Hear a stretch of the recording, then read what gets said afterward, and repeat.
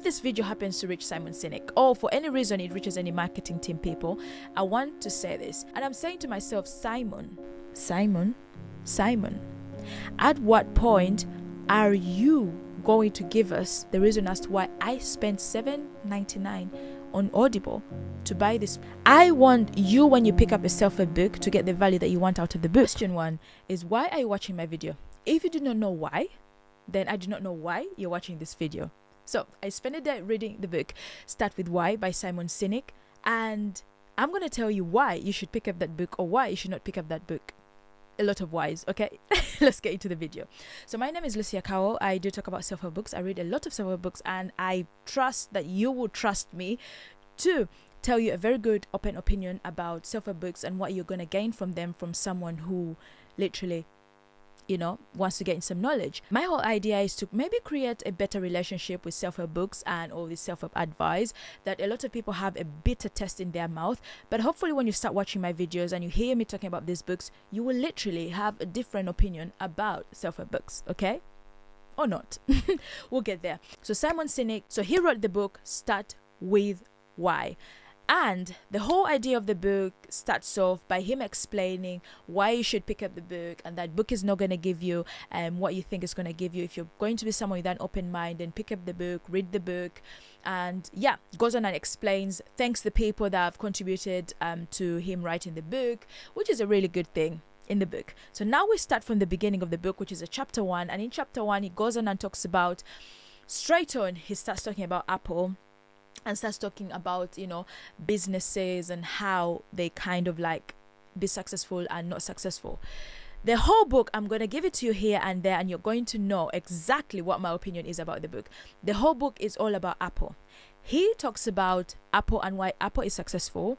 He talks about why Samsung is not as successful as Apple. He talks about Dell. Dell is the thing that produces computers, not the company that produces computers.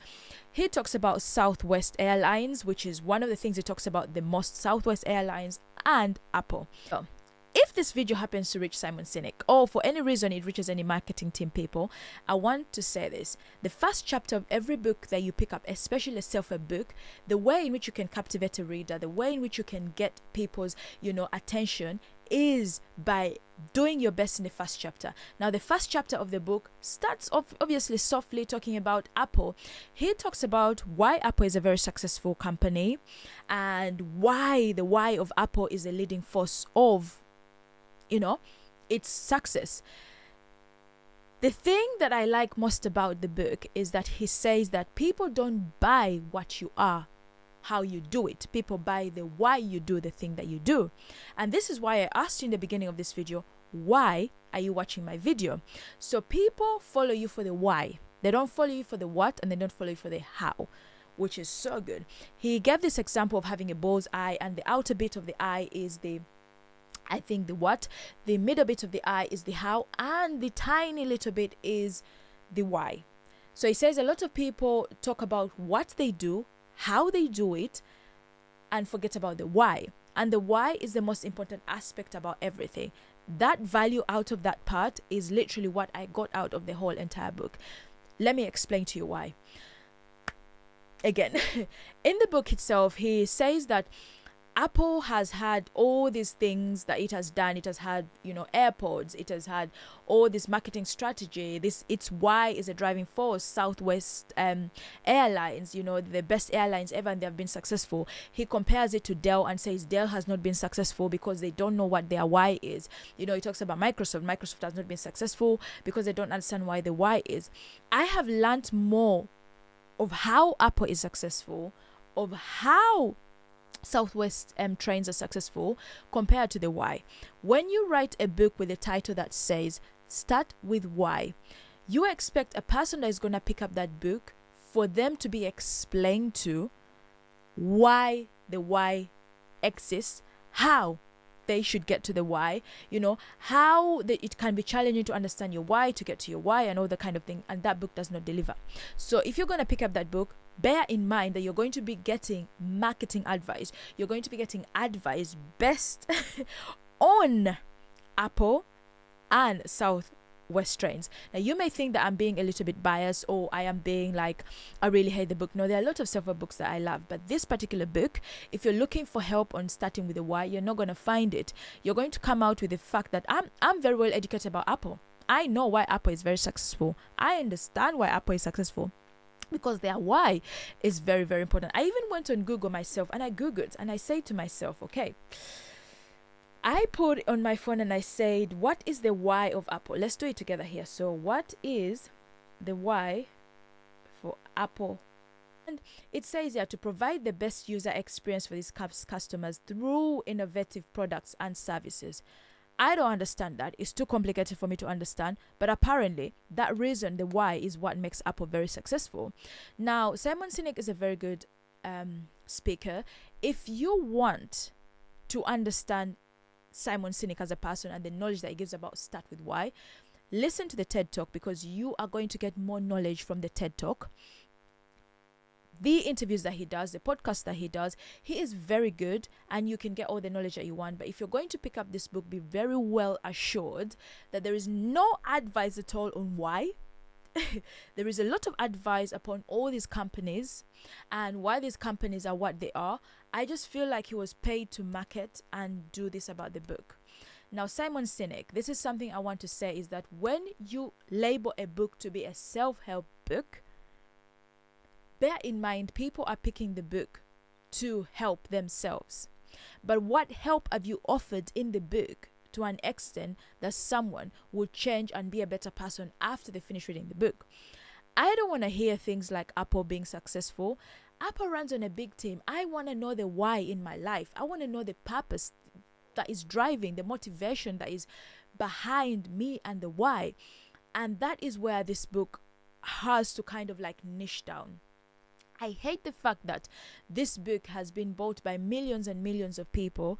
A lot of people are sitting with this book at home and not understanding why. They cannot understand what the book is about. This is why a lot of people hate self-help books. This is why a lot of people have a bitter taste in their mouth when it comes to self-help, because they find that the advice is just bare, plain, washed away, and it doesn't give any value and any purpose. The purpose of the book has to give the purpose to the end user.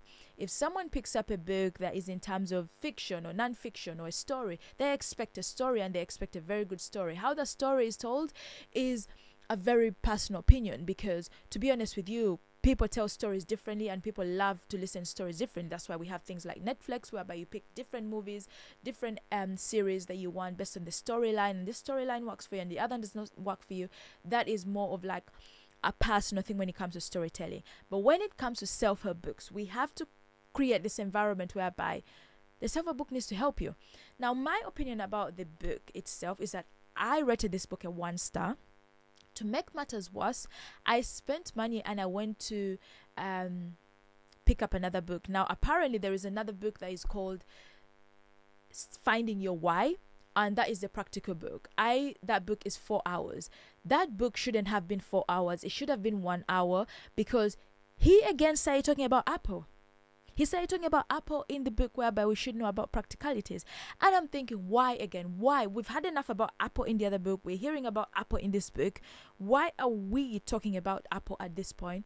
Why can we not talk about why? Why can we just help people? Why can we just give advice on how someone can find their why? Because to be honest with you, it's very important to know your why. And a lot of times I have been lost in areas whereby I forget what my why is and I start doing what everybody else is doing. It's very easy to get lost online and listen to things and understand things and start to copy trends and start to feel like you want to fit in with everybody else, but then you forget your why. Why did I start this? Did I start it because of peer pressure? Did I start this because I wanted it? Did I start this because I wanted to help myself? Did I start this from a place of pain? Like, what was my why for starting this? We forget all of that and rush to other things. And this is what I expected this book to do. I wanted this book to recenter our mind, or recenter readers' mind to that point, or listeners' minds to that point whereby they can go back to their why, understand their why, in order for them to be successful in life. Because for you to be successful in life, you need to reinvent yourself, and you need to understand the why as to why you started something. Why do you go to college? Why do you do this? Why do you do that? Asking yourself that question over and over again every single day helps you to refocus and get back to your own self of who you are. but the book itself doesn't deliver. Simon Sinek doesn't deliver on this book. I've listened to him on a podcast, I think the Diary of CEO. He has a TED Talk that is very good speaker, straightforward information. But did that information need to make it to a book? No, it didn't. It didn't need to have to make it to a book. And I went on my Goodreads. I said, let me read some opinions and reviews and stuff like that. And honestly speaking, everybody says the same thing that I'm trying to say. And I'm not saying that I am part of everybody, but I just want to say to you that 3 things I learned from there: the how, the what, and the why. The whole entire book, from the first chapter to the last chapter, is the same thing. We go to the last chapter, for example, and I was thinking, okay, finally he's going to, reintroduce himself again in the last chapter. Actually, at the end of the chapter of the book, he literally says that the idea that Steve Jobs is no longer there, whoever replaced Steve Jobs, cannot perform as much as how Steve Jobs performed, because the why has got mixed, and because of that why, the company still stands for what it does. But he again talks about that in the last chapter, and I'm saying to myself, Simon, at what point are you going to give us the reason as to why I spent $7.99 on Audible to buy this book, and I listened to it, which takes about, I think, 8 hours, or it's 13 hours to listen to that book on Audible. Now, I could imagine how much it is to read it just as a paper copy. It could be a lot. At what point am I getting the value of the money that I just spent? Because I want you, when you pick up yourself a book, to get the value that you want out of the book. I can recommend books to people based on what their needs are and what they require, and things like that. And I have to remember certain things about the book. Remember this: when you pick up any self-help book,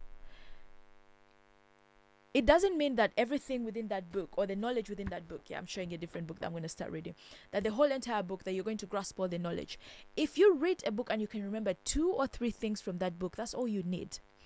Famous book, I always say, Atomic Habits. That book is a very marketed book, popularized book, talked about book, but that book is a very good book. And I say it's a very good book because if you ask me, tell me something about Atomic Habits, I'll tell you habit stacking. I'll tell you there is no such thing as good habits and bad habits. Okay, I'll tell you about the power of doing 1% every day at the end of the year. That adds up to something else. I'll tell you how the small things and the small changes matter than the big changes. All that from the book Atomic Habits that I read 1 year ago. Do you get what I'm trying to say? So what I'm saying to you is that every single time you pick up a book, you pick up certain things that are going to help you, because all you need in your life is just one piece of advice to change your life. 1 or 2 pieces of advice to change your life.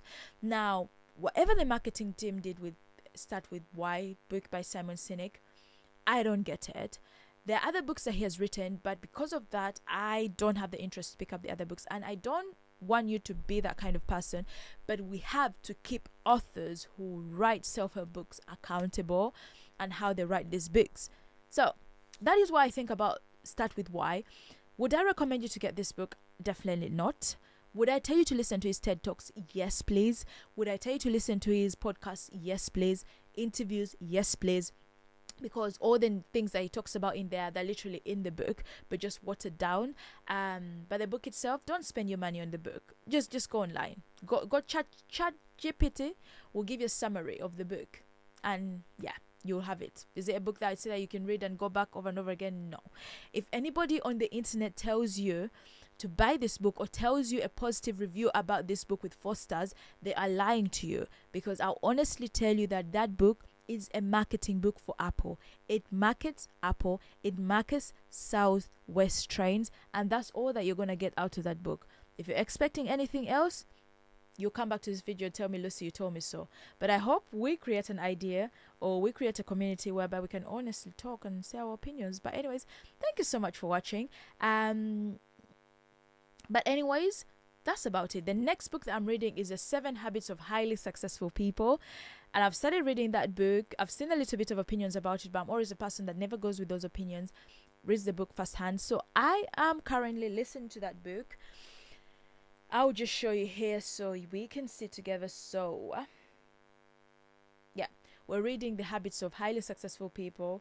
I have read 4 minutes so far, so we've just literally started, but I'm hoping it's 13 hours to read. I'm hoping to finish this book very soon, and this is going to be our next video. So if you're someone who has always wanted to pick up the book, The 7 Habits of Highly Successful People, a very famous book, and you want me to tell you about this entire book, I will for sure tell you about the book. I did a video about Feel Good Productivity by Ali Abdallah in January. That book got a lot of that video got a lot of reviews, and that's how I felt about the book. Someone in the comments said, did they actually pay you to talk about this book in the way you talk? I was like, no, the book was good and it deserved its flowers. But if the book is horrible, it doesn't deserve the flowers from me. But it's still gonna get money, because marketing is marketing. They'll sell you whatever you want to buy and you'll buy it. Yeah, that's literally it. But anyways, thank you so much for watching this video. Until next time, and I hope I've not rambled nonsense and things that are not valuable, but I know I have done. Anyways, see you next time. Bye bye.